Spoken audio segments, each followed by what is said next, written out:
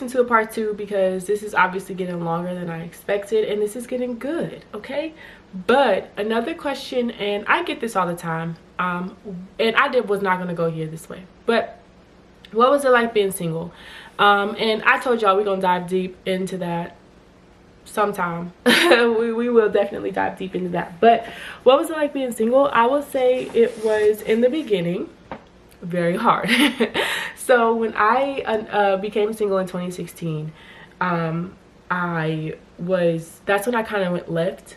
I say that's when I kind of went into the world. I started having sex, I started drinking, so that's when that happened. I started drinking and stuff, listening to, you know, on like worldly music, things like that. What else happened? I was on dating apps, things like that. And God started talking to me more about my husband at that time too. He was saying, you know, giving me words about my husband, what my husband thinks of me, like, you know, all this. And I'm like, okay, cool, it's gonna happen in a year, you know. It ain't gonna be that long, it's gonna happen in a year. Fast forward 8 years. Okay, but so in the beginning it was extremely hard, and again, like, my walk with God was still developing too, so it wasn't as strong as it is now at all, right? I idolized marriage a lot. I definitely idolized marriage a lot. I did so much. My mindset wasn't right, my thoughts weren't right, you know, even nothing was kingdom I was doing. And also I was seductive too, so heavily, you know, the clothes I was wearing, my actions, things like that, were not representing Christ at all. And if I wanted a godly husband, I had to become a godly wife, and I was no way near, you know, I thought I was near that, but there was no way near I was like that at all. So I moved to Raleigh, North Carolina. Even between the time from Ohio to Raleigh, I had so many situationships throughout that time. Like, I was saying yes to every relationship or partner or whatever it was that you could think of. And that was unhealthy. That was not good. That was not from a good place. I was completely unhealed. And I did not know my identity. And I did not know who I was either. And you have so much pressure and desire to be a wife that you just don't live, right? So I'm so thankful God stripped that away from me, stripped that desire, stripped that lust, if you will, stripped all that stuff out from me because it wasn't him. So yeah, I moved to Raleigh, and situationships did not stop at all. And even when I started going to church more, things like that, that's when I started getting more in tune with God, more learning his voice, more learning, you know, what he's saying and stuff. And I realized too, that's when things started to shift in me, where I was like, okay, I want my purpose more first, and then, you know, my purpose partner will come. I want to walk in my identity. I want to walk in who I am, who God has for me to be before he comes, right?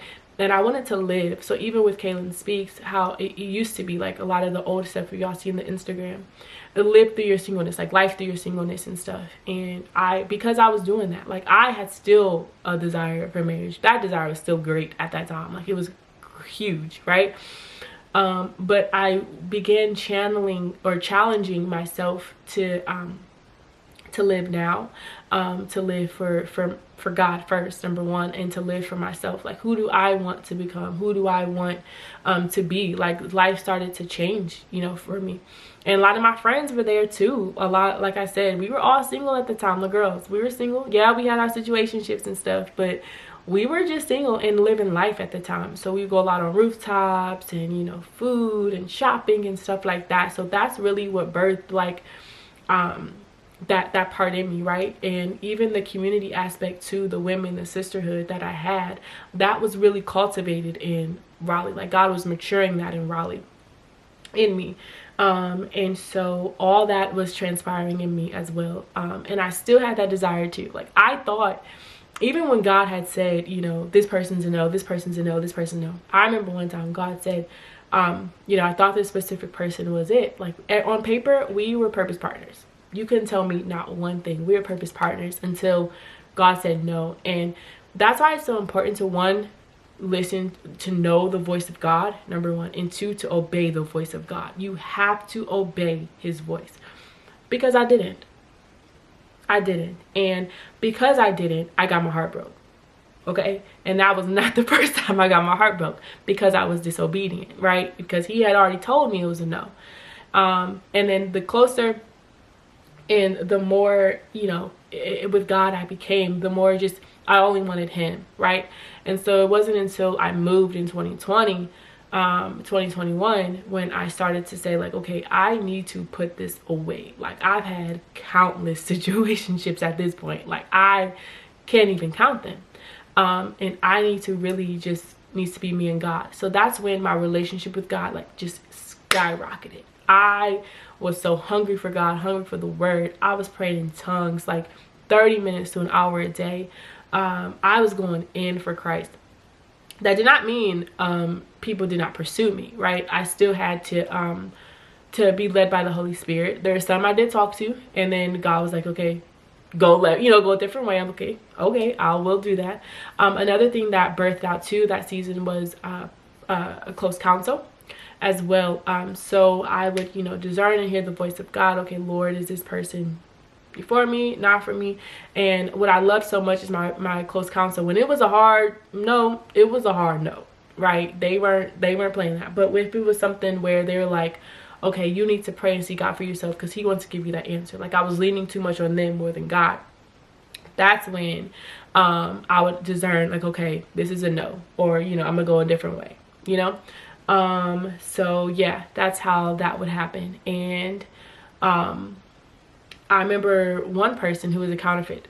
I've had plenty of counterfeits, of my husband's counterfeits, but one of them particularly, it lasted a month, and that was already too long, right? And it was one time when I was really discouraged throughout this time. It was in 2022 when I was really discouraged, and I said yes to someone. Should have said no. And thank God for prophets because they called me out on this one. But yeah, I should have said no, and unfortunately we did fornicate at that time. But yeah, I should have said no. That was one thing where, and let's get real, right? When we're already walking with Christ, when we're already seeking him and his desires, and we're already, you know, we've been through deliverance, we know about deliverance, we know about the prophetic, making a mistake like that is could be extremely detrimental to your future, could be extremely detrimental to your call. Because what I didn't know at that time was, you know, demons, right? The level of capacity, how much demonic warfare, and then let alone cultural demons, okay, that are in people that they don't even know.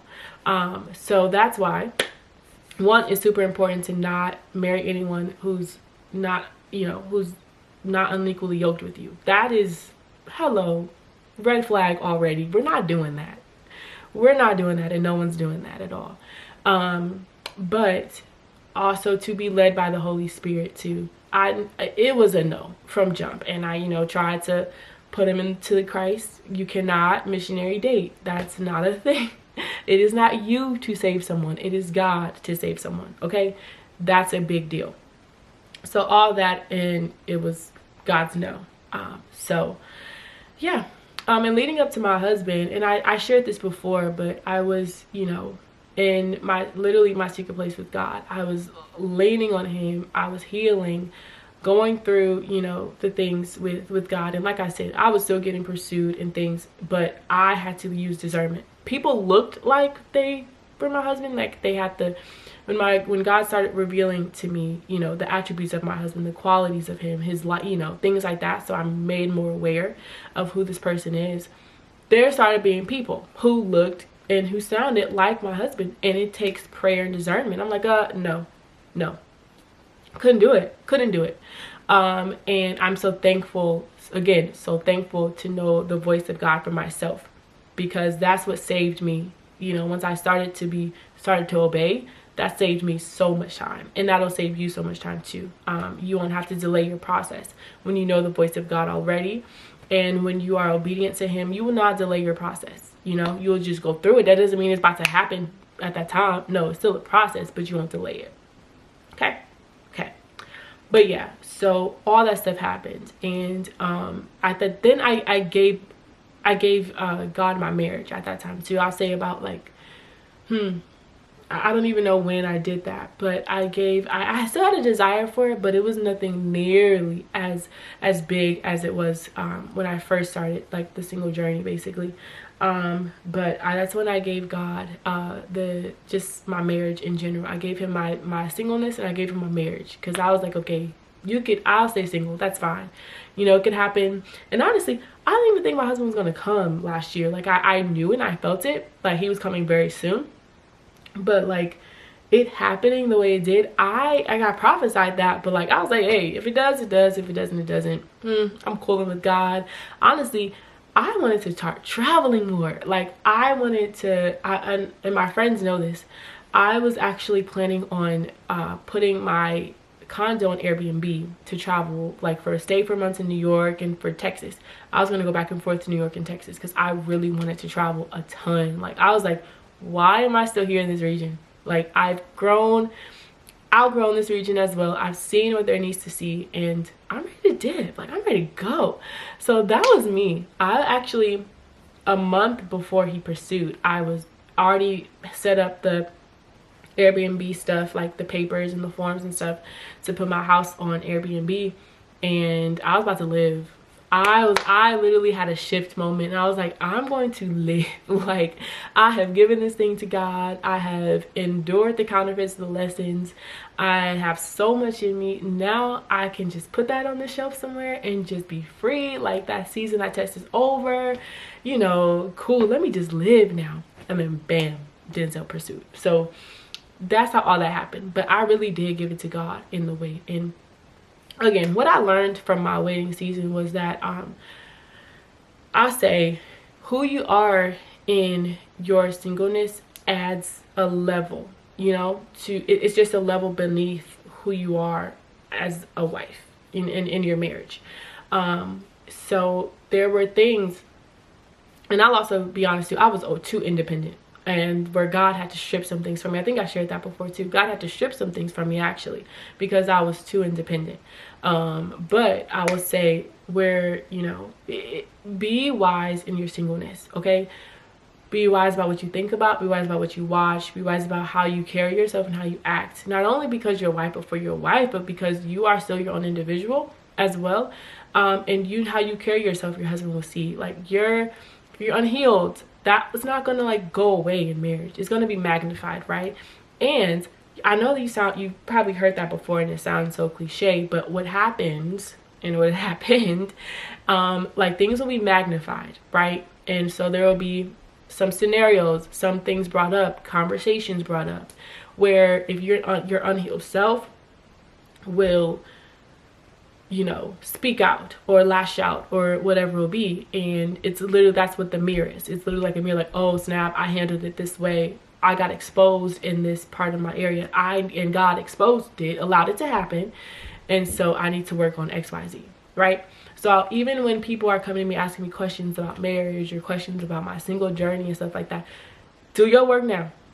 Heal now, okay? You have like so much time to be with you and God. Literally so much time to be with you and God and yourself, and to heal. Because when you get in marriage, I can do that. You can still do that, right? But like, there's other things you have to worry about now. Like, you have to worry about cooking, cleaning. You have to worry about your husband and praying for you all as a couple, as a community, because you two are, one. Another thing too is learn how to communicate effectively in your singleness as well. So even that's with, how you communicate with friends, how you communicate with your family. Learn how to communicate effectively. Learn your love languages. Learn theirs as well too. So learn how you receive communication, receive criticism. And also, if there is someone who is like offense as well, learn how to properly heal from offense.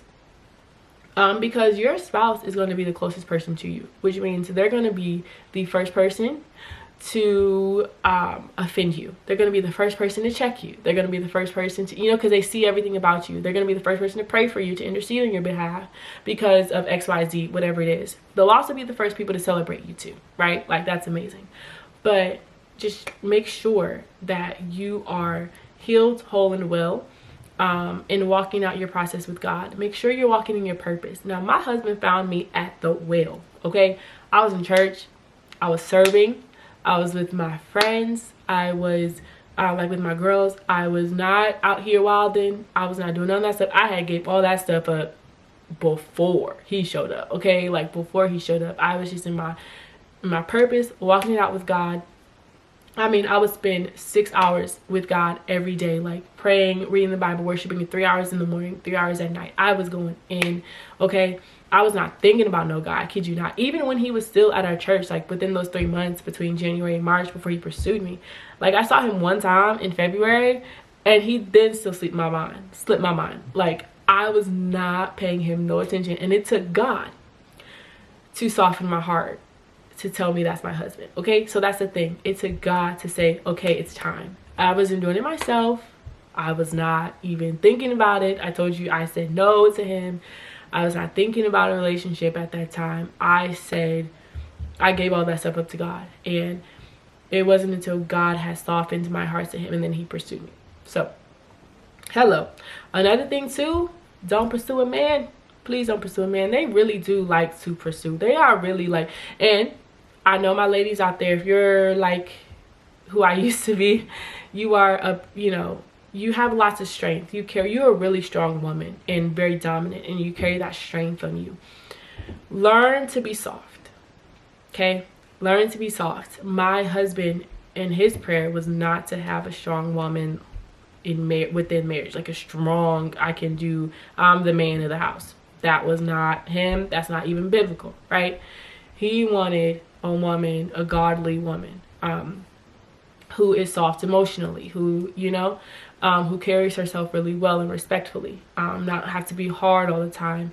A lot of that was from emotional trauma in the past, where I had to show up as that person, or even the guys that I was choosing, which was a generational curse, but the guys that I was choosing were not, growth. They didn't have that growth. They didn't have anything of the quality, so I had to show up as a man.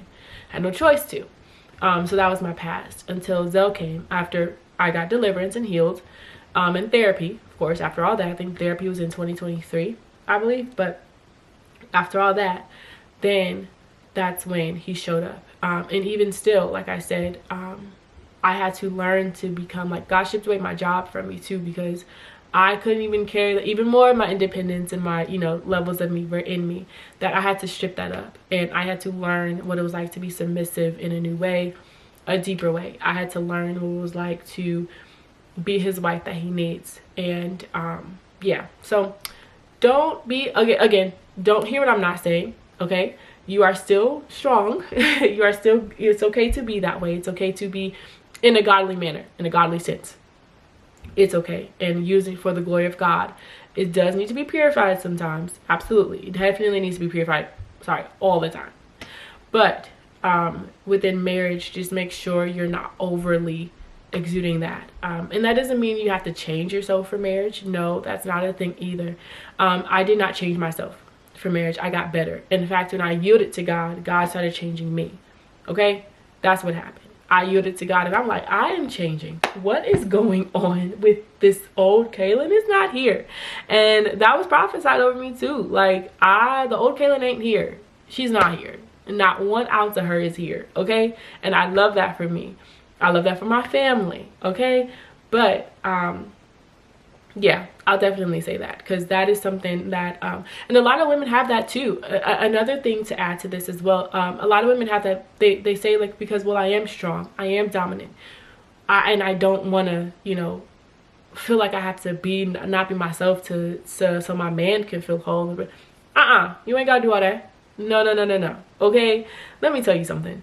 Your husband will love you the way you are. Okay, my husband loves me strong like this, loves me doing these videos, loves me doing that. Like, it's beautiful. Okay, and even when we were first dating, when we started dating, I did not scare him away. Like, a lot of women think, like, okay, I'm gonna scare him away with all my attributes, with things like that.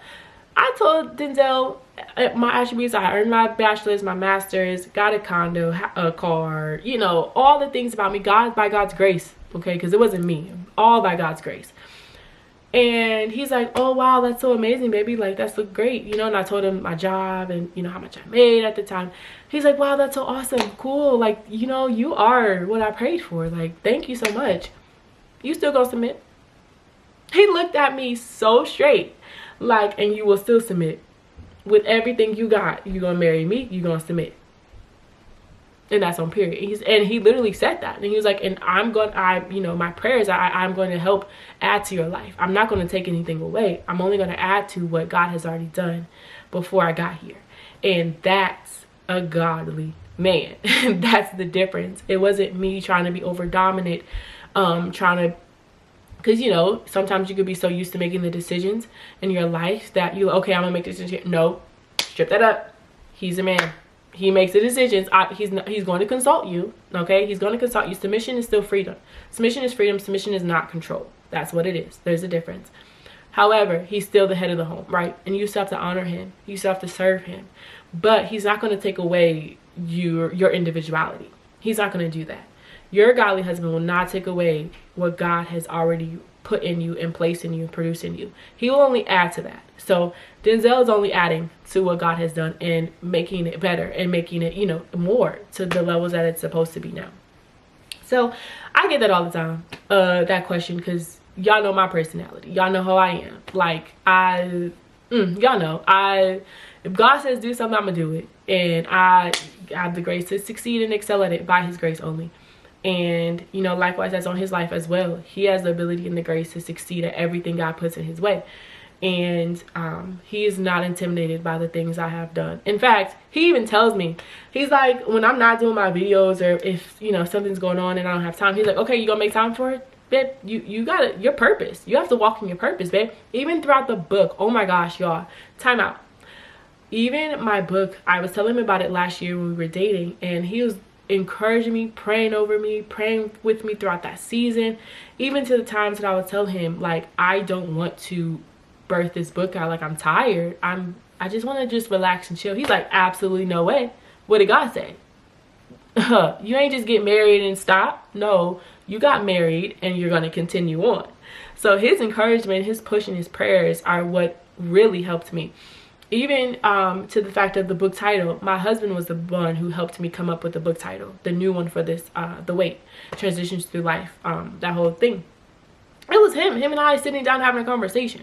So like I said, your yes will add to your life. He's not going to take away from you being a woman that you are, from you being a woman of God, from you being multifaceted, if you will, because a lot of y'all are, who are watching this, y'all are called to being multifaceted. He's not going to take that away at all. So anyway, I hope that helped. I could go on and on and on, but I also think I have went on and on too much, that this is already probably part 2.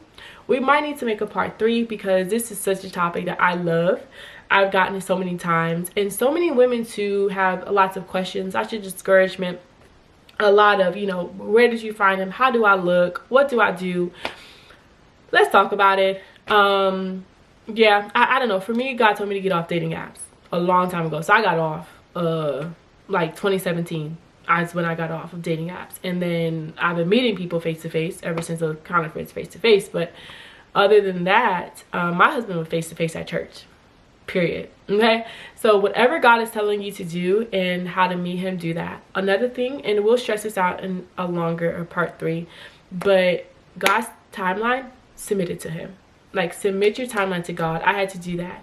And when I did, life just became more free and beautiful. And I really pray that all y'all get, not only just from this video, but from just my platform as well, is just how to live life through any season. If it's through your singleness or through your marriage, how to live. Like, you're literally still called to live life, right? Like, it doesn't, you're not awful, you're not whatever for being single. No, you okay? And marriage is not the gateway, the path of it. Absolutely not way. No way. What it is, what you should do is pass every season successfully with God. Pass your tests, pass your seasons, and God will reward you in due time. Do not go above him, okay? Do not go before him. I did that, I failed, okay? Be obedient, because I didn't do that before and I also failed. So when you are with God, again, yielding to him, first off, he will write your love story. So a lot of people, before I go, let me just say this. A lot of people don't trust God. That's what the bottom line is. You don't trust God to write your love story. And I didn't, okay? I remember growing up, I would tell God who I'm gonna marry. Even 2016, I told God who I'm gonna marry. I thought all these dudes were yes. God telling me no. I'm like, okay, you meant not now. Why did I mistake his no's for not now? He will say not now, right? He don't need our help, period. He does not need our help for anything. But what he does need is our obedience, right? So give it to God. Give the timeline to God. Walk with him and trust him, okay? I had so many fears. Like, God, are you going to send me someone I don't like? Are you going to send me someone I am unattracted to? Are you going to send me someone who not gorgeous, not fine, and Holy Spirit filled? I had that question, okay? I had that question. But what I do, I gave all that to God. I trusted him with it. I gave him my desires to God. This is what I want, you know, all that stuff. And look what he gave me, what I wanted, okay? Like, obviously there's some things too where my desires became his desires, right? Like, so I yielded a lot of things. God said, no, that ain't it. No, that ain't it. Not it. And the more I yielded to God in my process, the more his heart became my heart. That's real, okay? God ain't no genie. He's not a genie. He's not a anything you want, I'm saying a type God. That's not him at all. No. Because ultimately marriage is his, right? Your marriage is to give glory to him, period. Marriage is a representation of Christ in the church. Let's get that bottom line. A lot of people think I have to get married. A lot of people think God has to give me a spouse. A lot of people get mad at God when, again, their timeline is not on God's timeline. Marriage is not a little happy go thing. Marriage is to honor God. Marriage is to be a representation of Christ in the church, period. Okay? So once that idea and the revelation of marriage gets in your head, then you'll have a better understanding of who God wants to bring into your life. Again, another example, then I'm gonna go because I'm rapping and I'm getting so fired up right now. But it was never my desire to have a man who does fashion or is in business like I am. In fact, I wanted a guy who, him and I won't have the same business. I never thought, like, you know, that could really be a thing where I would have a business, an entrepreneur, called to entrepreneurship, and he's also a call to entrepreneurship. To me, that just, in my mind at the time, it wasn't going to fit. It wasn't going to match. The more I yielded to God, the more he stripped that idea away from me and gave me his desire. And that was, my husband and I are called to be purpose partners. We're called to have businesses together. We're called to do ministry and life together. And so once I yielded to him, then that desire became my desire. And I started praying for that and longing for that. Here I am with a husband just like that. So I hope I answered a lot of your general questions, at least for now. And then we're going to dive deeper. Y'all, please comment. Comment. Like, subscribe, and comment. And I say comment because if there's some questions or there's some things in your mind too that you need help with, questions or concerns you're dealing with, if there's something that, you know, you don't understand about your single journey that I can help address in here, I want to address them, right? Like, we're not alone in this process. You're not alone. I wasn't alone either. I told you, I had my close counsel with me. They walked with me every step of the way through my journey. They were not my God, okay? I still had to lean on God for myself, but I still had people. I still had community to reach out to. I still had so many girls, so many friends to reach out with as well. And I know even some topics to certain guy friends or concerning things like that, I had to put distance between my guy friends because I didn't want someone had told me to and warned me about that too, because I'm such a hey, let's be friends type of person. I didn't want to give the wrong representation of, you know, I'm always around guys, number one, and two, this is X is my boyfriend, or I'm courting him, when in reality I'm not. I'm just single waiting for my husband. So I had to also show myself as if I am available and open. And that's when Zell saw me too. He saw me with my girls more. Like, literally, he saw me with my girls. He saw me at church serving. He didn't have any questions or any second guesses in his mind about if I was with a certain guy or not when I wasn't. So that's another thing too. Maintain those boundaries. And your yes will come in God's timing. Okay? Not your own. God's timing. And prepare. I said that really fast. But prepare, prepare, prepare, prepare. Don't idolize it, but prepare. If God has you in a season of preparation, prepare.